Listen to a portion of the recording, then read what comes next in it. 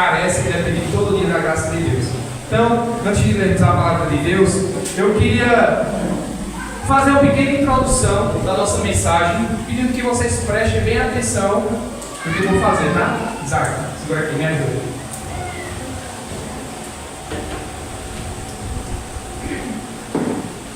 Essa água nesse copo aqui, ela está totalmente limpa ou meio limpa? Pode falar, tá? Totalmente limpa, não é isso? E esse copo nessa água aqui? Totalmente sujo. Totalmente sujo, não é isso? Vou beber um pouco dessa água aqui, tá?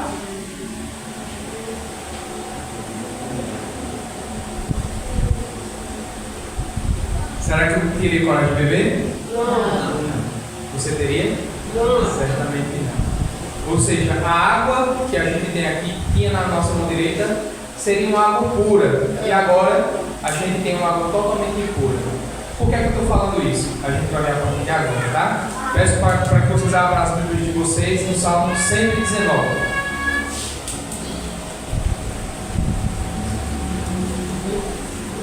À medida que os irmãos forem encontrando, peço para que fiquem de pé, para lermos a palavra de Deus de maneira reverente.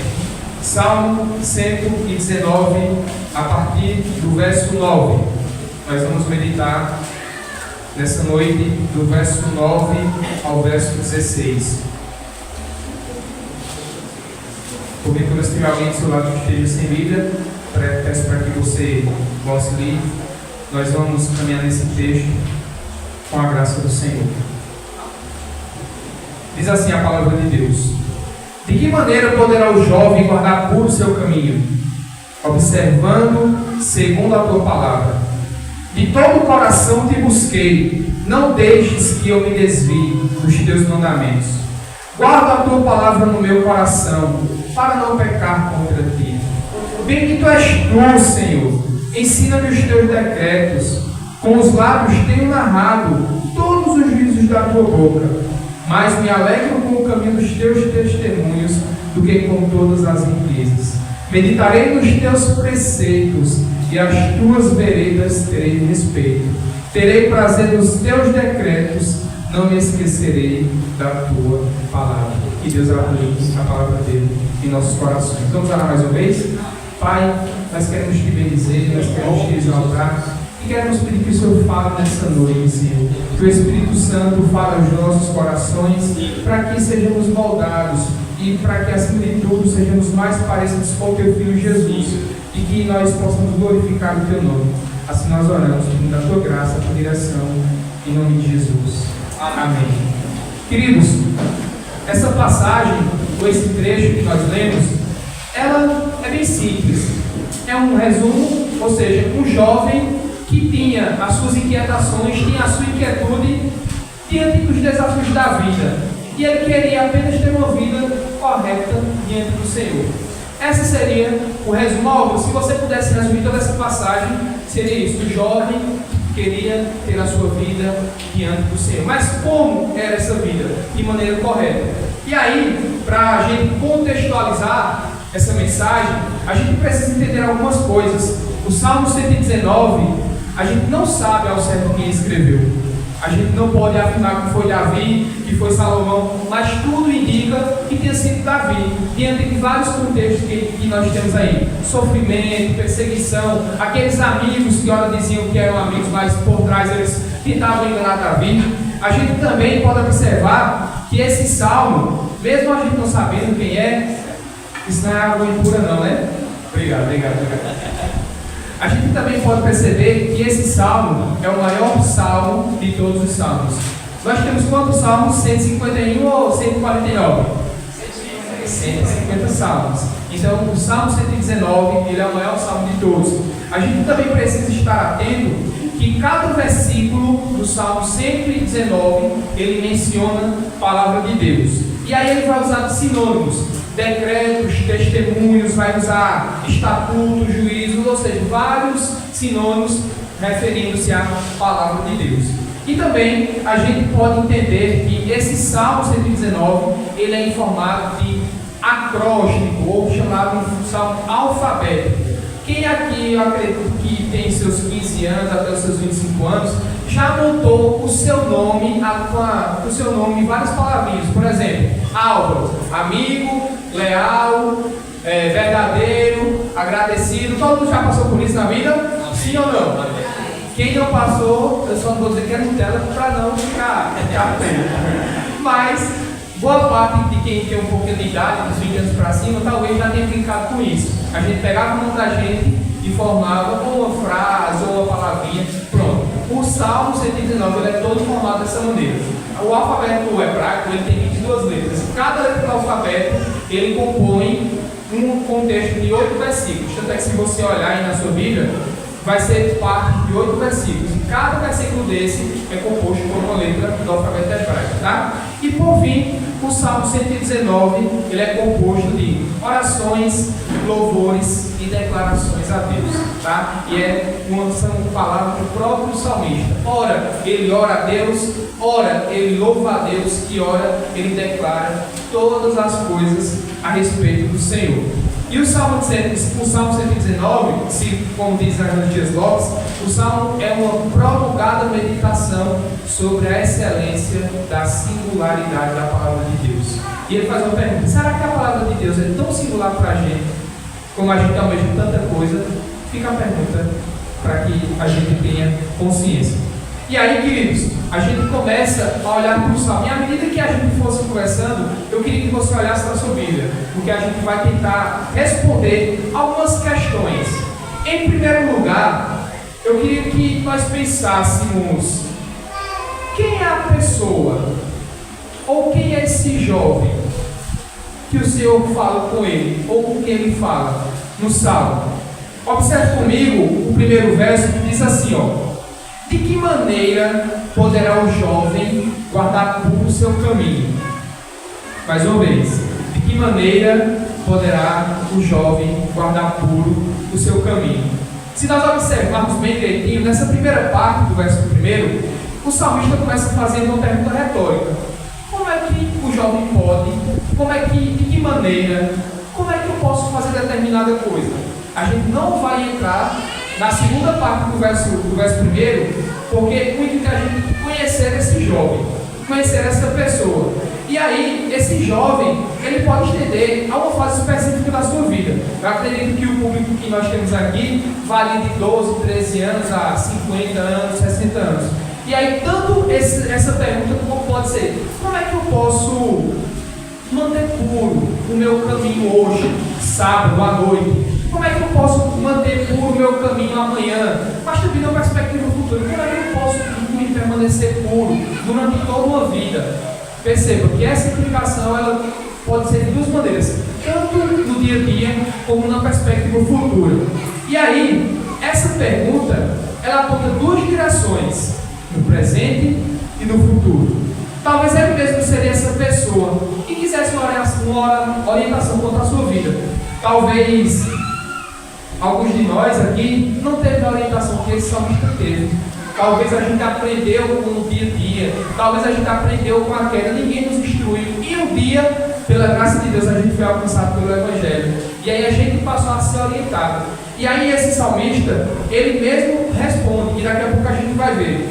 Mas também dentro dessa pergunta, lembre comigo que ele diz: de que maneira poderá o jovem? Ou como o jovem poderá guardar puro o seu caminho? Dependendo da tradução, ou vai começar como o jovem pode guardar puro o seu caminho, ou de que maneira poderá o jovem guardar puro o seu caminho. A pergunta que o salmista elabora é totalmente reveladora, porque indica o tipo de pessoa que ele é e o tipo também que exige que ele tenha uma responsabilidade tremenda. Por exemplo, quando a gente está conversando com alguém, a gente está bem apressado e aí chega aquele sobrinho, aquela sobrinha, ou aquele primo abençoado, e ele começa a conversar com você, aperreando: ei, mas não sei o que, não sei o que. Ele não precisa dizer nada. Consequentemente, só por ele conversar, você já sabe mais ou menos: eita, que menina vexada da gota.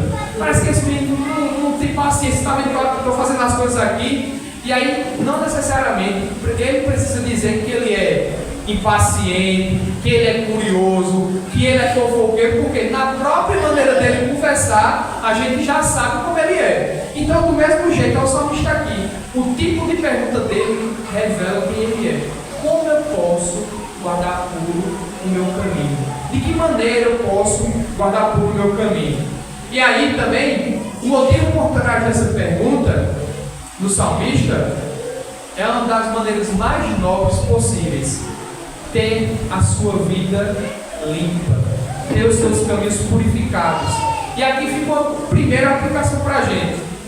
Hoje em dia, todas as faixas etárias, seja novo, seja adolescente, seja jovem, adulto ou experiente, a gente vive num mundo de bombardeios, num mundo de possibilidades, de informações. A gente até tem aquela brincadeira: eita, fulano agora só quer status, poder e fama. Acho que quase todo mundo já escutou esse jargão aí. E aí o salmista, ele veio no contraponto, lembrando, tá, que as coisas em si ela não tem problema. Poder, fama, né? Ela em si ela não tem nada demais. O problema é que a gente faz essas coisas. Lembra que uma pessoa que era muito afamada nos seus tempos era quem? O Senhor Jesus. Lembra que a fama dele ia por todos os lugares. E nem por isso ele deixou se contaminar. Então a gente precisa ter isso em mente. As coisas da terra em si, muitas delas, não é problema, não é pecado em si. Porém, o problema é aquilo que nós fazemos uso dela. E aí o salmista, parece que ele nos dá uma rasteira nesse sentido. Ele diz: Senhor, como é que eu posso conservar puro o meu caminho? Se a gente fizesse uma ponte para o dia de hoje, qual é o desejo, qual é a pergunta do nosso coração diante de Deus? Senhor, eu queria um pouquinho mais de seguidores no Instagram, eu queria ser um pouquinho mais conhecido, eu queria ser um pouquinho mais famoso, eu queria ser ter um pouquinho mais de status, eu queria ser um pouquinho mais conhecido. Talvez não esteja passando isso pela sua cabeça, mas talvez tenha alguma coisa que você queria muito mais do que conhecer o Senhor, se relacionar com o Senhor. E aí o salmista, ele observa também, olha aí na sua Bíblia aí comigo, ó, de que maneira a gente vê essa parte. Ele diz: poderá o jovem e não um jovem. Percebe aí a diferença do artigo? O jovem não é qualquer jovem. Então, meu irmão, então minha irmã, você que está aqui nessa noite, você não é um jovem qualquer. Você é o jovem de Jesus, amém? Você é a jovem de Jesus. Um jovem e uma jovem a gente tem aos montes. Lembre-se que hoje é um sábado e essa casa está repleta de jovens que estão buscando ao Senhor. Então não é qualquer jovem. E ele não era qualquer jovem. E olha comigo, ó, de que maneira poderá o jovem guardar puro o seu caminho? Não é qualquer caminho. Não é qualquer vida, é a vida. Jovem, você tem a vida certa para Jesus. Menina jovem, rapaz jovem, você tem a vida certa, não uma vida qualquer. Lá fora, os exemplos estão aos montes. Parentes nossos, familiares que não conhecem ao Senhor, eles vivem uma vida qualquer. Mas nós, como jovens do Senhor, filhos do Senhor, temos uma maneira para viver. E é isso que a gente vai começar a olhar para o texto. E também, aqui já fica uma aplicação para a gente, uma segunda aplicação, porque a conduta desse jovem não era uma conduta qualquer, era a conduta, ou seja, uma conduta completa. Todo mundo aqui já viu esse exemplo. Tem colegas nossos, não vou falar da grama do vizinho, tem colegas nossos que na escola se esforçam ao máximo para estudar, mas aí quando chega em casa: filho, vamos ajudar papai, vamos ajudar mamãe, começa a entrochar a cara, começa a... não, mãe, vou daqui a pouco, não sei o quê. Oxê, como é que ele se esforça para ser um bom estudante e não se esforça para ser um bom filho em casa? Acontece ou não?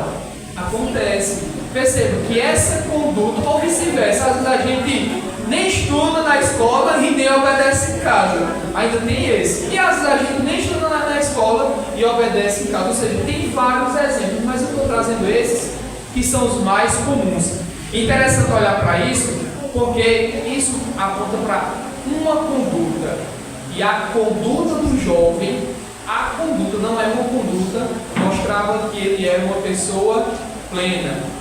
talvez ele fosse um estudioso, talvez ele obedecesse em casa, talvez ele respeitasse as pessoas. Percebendo, em todas as áreas da vida, ele buscava, ou ele vai buscar, ter um padrão por excelência de comportamento. Tá? Então a gente começou a observar quem é esse jovem. O texto já está dizendo. Aí a gente pode perguntar, mas Álvaro, por que o jovem? Poderia ser uma pessoa mais experiente, um idoso, poderia ser uma criança. E por que especificamente o jovem? Provavelmente porque na juventude, nessa nossa fase da vida, adolescência e juventude, é onde esteja os maiores bombardeios da vida. A gente vê o sistema, a gente vê as ideologias e como é difícil preservar o jovem na nossa igreja, de domingo a domingo. Mas a gente acredita que aquele que Deus começou a boa obra, há de completar até o dia de Cristo. Se ele é o jovem de Cristo, se ele é o jovem de Cristo na infância, se ele é o jovem de Cristo na vida adolescente, se ele é o jovem na vida adulta, ele vai ser o jovem, porque ele é de Cristo e ninguém mexe com ele. Ele é de Jesus. E aí, vendo esse jovem, a gente pode se perguntar, e o que esse jovem fazia? A gente vai observar agora a primeira parte do verso 10, que diz assim, acompanhe comigo: de todo o coração te busquei. E o verso 11: guardei a tua palavra no meu coração. Perceba que jovem abençoado. Ele não só buscava, mas também ele guardava. Ou seja, isso era uma prática constante dele. E aí, para exemplificar essa parte aqui, eu queria pedir licença para falar um pouquinho do que aconteceu comigo essa semana. Acredito que todo mundo aqui tem celular. Todo mundo? Amém. Amém, né? Amém. Já aconteceu de quebrar o seu celular e você ficar incomunicável? Já aconteceu. E você percebe como isso é terrível? Você fica agoniado para cima e para baixo. Pois bem, quarta-feira, cheguei do trabalho, meu celular descarregou. Fui colocar ele para carregar, não carregou. Tentei no tomada, tentei na segunda, tentei na terceira, não era nem o carregador e nem a tomada. 5 horas, não tem mais nada aberto, não tem como mandar consertar meu celular. E aí meu celular já tem um problema na tela, perdi meu celular. A partir da quarta-feira, de 5 horas, 4h30, 5 horas, até a sexta-feira, até ontem basicamente, eu fiquei sem comunicação. E aí eu precisava, pelo menos, conversar com minha esposa. Álvaro, que hora você vai me buscar? Como era que eu ia conversar com ela? Assim, tem relógio mais ou menos a hora que ela sai do trabalho e fui buscar no trabalho. Aí, tranquilo, passou a quarta-feira. Só que quinta e sexta-feira eu precisava ir trabalhar. Chegava no trabalho de 7 horas, saía 6 horas da noite. E como é que eu vou resolver isso? Como é que eu vou resolver o celular? E aí o celular na minha mente. Precisa do celular, precisa se comunicar com o povo. E para abençoar a situação, descobri que minha esposa estava grávida. Desculpe, Isaac, não dizer pessoalmente. Mas minha esposa estava grávida. E aí, nesses momentos, eu saí de casa, aí agora ela já estava começando as questões de enjoo. E aí, a comunicação, ainda bem que eu consegui o celular, né? Resumindo a história.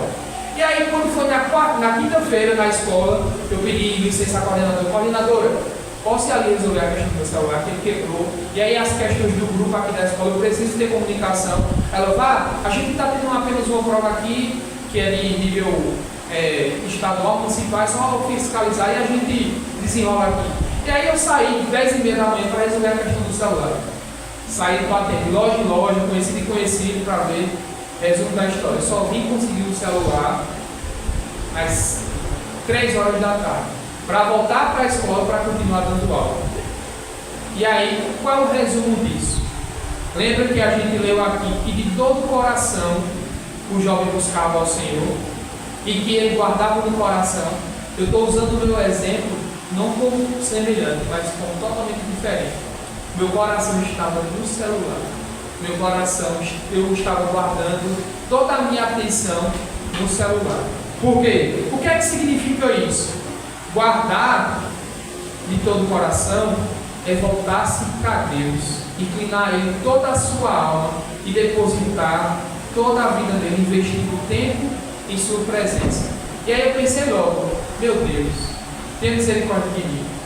Mesmo sabendo da necessidade, mesmo sabendo que é um aparelho eletrônico que a gente precisa, enfim, mas toda a minha atenção estava voltada ali. Gastei todo o meu tempo, todas as minhas energias.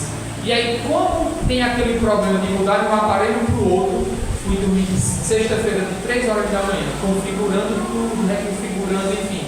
Foram 3 dias totalmente voltados para essa questão.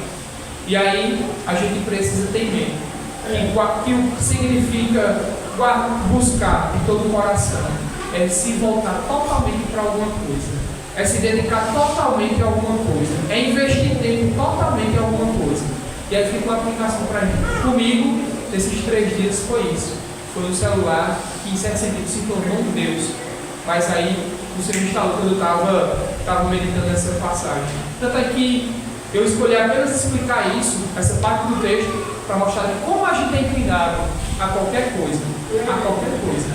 E aí, e o que seria guardar, segundo o texto? Guardar é ter algo como extremamente precioso. Lembra que eu perdi meu celular, eu fiquei doidinho. Porque era precioso para mim, é precioso para mim. Mas a gente tem que fazer com que isso não seja tão precioso quanto Deus. Porque Deus é mais precioso do que tudo e do que todos. Então esse jovem fazia isso, ele guardava, ele buscava e guardava a palavra de Deus em seu coração. E olhando isso, a gente começa a se perguntar ao próprio jovem, ao próprio salmista, mas como ele desejava manter pura a sua conduta, como ele desejava manter puro o seu caminho. A gente vai olhar agora para a segunda parte do verso 9. Olhem comigo aí. Ele respondendo: de que maneira poderá o jovem guardar puro o seu caminho, puro a sua conduta?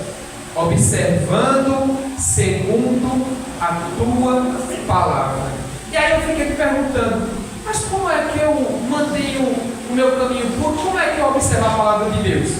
Eu acredito que todo mundo, não vou dizer todo mundo, mas a maioria já viu aquele meme que tem aí nas redes sociais, que vai ter um período de prova, aí tem uma sala, aí tem um monte de criança. Aí muito provavelmente aquele menino não estudou. Aí tem um livro na mesa dele, ele começa a fazer assim, ó. Ele começa a tentar colocar o conteúdo daquele livro na cabeça dele, como se fosse por osmose. Ele pegasse a palavra assim, ou seja, ele não estudou teoricamente para fazer aquela prova. E ele queria achar que do nada ia aparecer para fazer o conteúdo. E eu fiquei me perguntando, mas Senhor, como é que eu posso observar segundo a tua palavra? Tem tradução que vai dizer como é que eu posso guardar a tua palavra, como é que eu posso viver a tua palavra. E ele mesmo vai responder. Ele mesmo vai responder, e aí eu dividi essa parte em 6 pontos. Primeiro, observe comigo. Como é que a gente observa, como é que a gente guarda, como é que a gente vive a palavra de Deus? No verso 12, ele diz assim: bendito és tu, Senhor. A primeira parte ele diz assim: bendito és tu. Então, a primeira maneira como a gente consegue observar ou guardar a palavra de Deus é bendizendo e reconhecendo a pessoa de Deus. Porque quando a gente diz Deus é o Senhor, isso quer dizer que Ele é bom, isso quer dizer que Ele é amoroso, isso quer dizer que Ele é misericordioso, e tudo que Ele faz aponta para o caráter dele. Então, quando a gente bendiz, quando a gente louva ao Senhor, a gente não está falando de qualquer pessoa, a gente está falando dos reis, do Todo-Poderoso. E isso aponta para quem Ele é. Se Deus é misericórdia, Ele renovou as misericórdias dele para a gente no dia de hoje. Por isso que a gente está aqui. Se Deus é gracioso, Ele renovou sobre a gente a graça dele. Por isso que a gente está aqui. Então, o nome de Deus aponta para o seu caráter. Por isso que uma das maneiras de guardar a palavra de Deus, observar a palavra de Deus, é bendizendo o nome dele. Ainda no verso 12, olha comigo aí, ó, na segunda parte, ele diz o quê? Ensina-me os teus estatutos, ensina-me os teus caminhos, ensina-me os teus preceitos. Ou seja, outra maneira da gente aprender a guardar a palavra de Deus é aprender dele, diretamente dele, é lendo esse livro, é meditando nesse livro como a nossa irmã leu, meditando de dia e de noite. E aí, ou seja, o próprio Deus é a fonte, o próprio Deus é quem nos ensina. A gente hoje vê aí inúmeras pessoas dizendo-se fulano é especialista, fulano é um digital influencer. A gente vê inúmeras pessoas dizendo isso. Mas essas pessoas que às vezes se dizem digital influência, elas não têm noção de quem é o nosso Deus. E a gente tem essa graça, esse privilégio de aprender diretamente dele. Então, uma outra maneira de observar a palavra de Deus ou de ler a palavra de Deus é aprendendo dele, aprendendo do próprio Deus. Lembra, tá? Bendizendo a Deus, aprendendo dele. E uma terceira maneira da gente aprender do Senhor, observar a palavra do Senhor, é compartilhando ou narrando a sua palavra. Observe comigo o versículo 12 mais 1, o versículo 13, eu não ia dizer esse nome, mas tudo bem. O versículo 13 diz assim, ó: com os lábios tenho narrado todos os juízos da tua boca. Uma das maneiras de nós observarmos a palavra de Deus é sendo praticante, proclamando a palavra de Deus, sendo testemunha.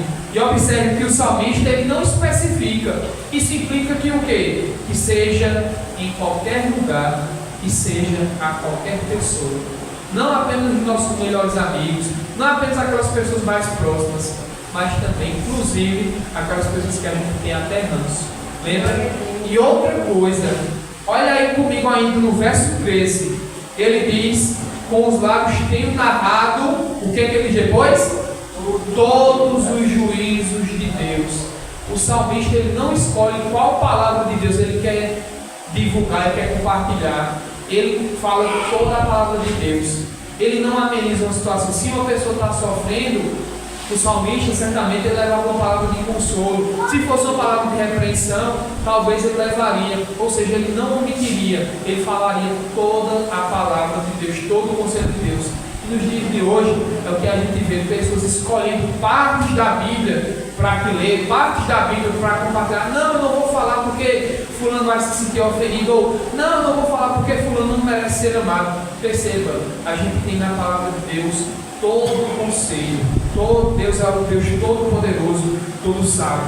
Então o salmista, ele compartilhava a palavra de Deus, ele bendizia a Deus louvando, ele aprendia diretamente do próprio Deus, ele compartilhava a palavra de Deus. E em quarto lugar, olhe comigo o verso 14, que ele diz: mas me alegro com o caminho dos teus testemunhos do que com todas as riquezas. A ideia aqui é a ideia de um contraste.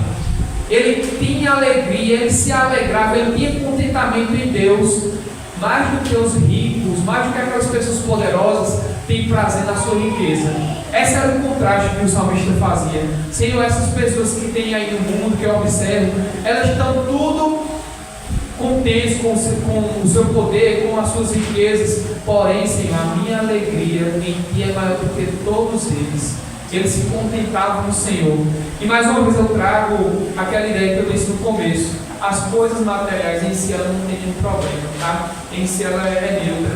O problema está com o que fazemos dela. Tanto é que, para reforçar isso, o nosso irmão João, o apóstolo João, ele diz: não amem o mundo nem o que nele há.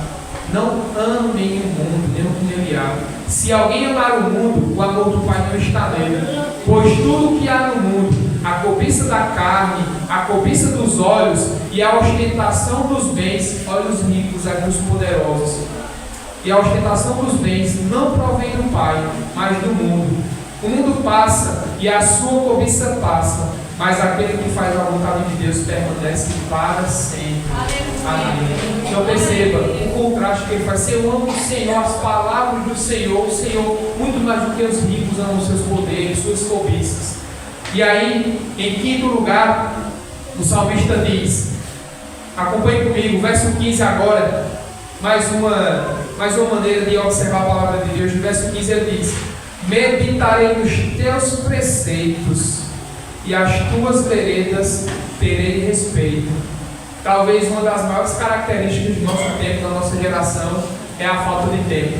Tudo hoje é acelerado. Até para a gente escutar um áudio no WhatsApp, a gente bota em 2 vezes. Eu também faço isso. A gente procura tempo para tanta coisa, e aí quando a gente vai orar, ou quando a gente vai ler, começa a dar aquele cochilo, começa a dar aquela pescada. Porque hoje a rotina, isso é comprovado. Hoje a gente está no tempo acelerado. Acorda de manhã, faz café, vai trabalhar, volta para almoçar, quem volta, come rapidamente, está sentado e tem que cochilar, corre para o trabalho, chega em casa, um monte de coisa para fazer, casa para limpar, mulher para cuidar, marido para cuidar, criança para, enfim, aquela correria. E aí quando a gente olha para a palavra de Deus, meu Deus, esqueci da palavra do Senhor. Mas percebam que uma dessas características do salmista, ele meditava e refletia na palavra de Deus. E também uma observação que eu quero fazer é que estar na igreja com os irmãos em comunhão também é dedicar tempo ao Senhor.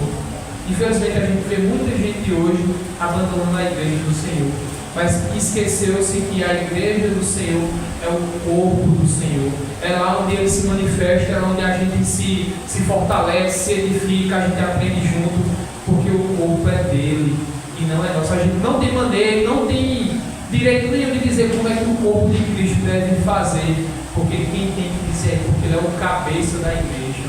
E às vezes a gente, quantas vezes, irmãos, a gente passa uma semana totalmente pesada, a gente vai para um culto de oração, vai para uma vigília, vai para um culto e a gente recebe uma palavra abençoada, a gente nas orações se fortalece com os nossos irmãos, como isso é gostoso. Mas infelizmente, muitos irmãos têm negligenciado a casa de Deus. Tem gente que só vai na igreja no domingo ou vez perdida, não sente mais falta. E infelizmente, talvez o motivo é porque não apenas deixou de ler a palavra, porque existe uma diferença entre ler a palavra de Deus, existe uma diferença entre meditar na palavra de Deus. Lembra do celular? Que eu disse? Pronto, o celular passou o tempo todo meditando nele, porque não sai da minha cabeça. E ele estava comigo o tempo todo depois que eu comprei de volta. Ou seja, meditar significa isso, trazer sempre à memória as coisas que o Senhor tem nos ensinado, tem feito pela gente. E uma sexta e última observação para que a gente viva ou pratique a palavra de Deus é o verso 16. Observe comigo, diz assim o verso 16: terei prazer nos teus decretos, não me esquecerei da tua palavra. Tem um irmão nosso, um irmão pastor nosso, o João Pai, que diz o seguinte: Deus é mais glorificado em nós quando estamos mais satisfeitos nele. Onde é que está a nossa satisfação? Será que é no celular, no meu caso? Será que é na minha esposa? Será que vai ser meu filho que vai nascer? Mas lembra, nós devemos amar ao Senhor sobre todas as coisas. O que é todas as coisas? É tudo. Esposa, esposo, criança, objeto, enfim. E aí o João Pai Pedro vai dizer que Deus é mais glorificado em nós quando estamos mais satisfeitos dele. E aí a gente pode observar a pergunta que o salmista fez lá no começo: de que maneira poderá o jovem guardar puro o seu caminho? Observando segundo a tua palavra. E a gente pode observar que a gente não observa igual aquela criança querendo colocar o conteúdo da prova para fazer a prova no momento inesperado.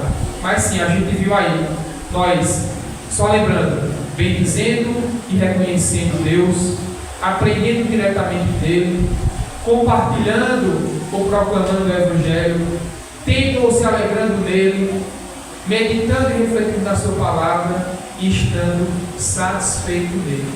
Isso é a maneira com a qual a gente observa a palavra do Senhor e, consequentemente, a gente conserva puro a nossa caminhada. E aí, isso não é só o jovem, tá? Isso é criança, adulto, idoso. É verdade que ele falou como jovem e para um jovem, mas a gente sabe que a palavra de Deus, ela é verdade em todo o tempo e para todo o público. E para nós caminharmos para o fim, eu gostaria que os irmãos abrissem em Mateus capítulo 5, verso 8.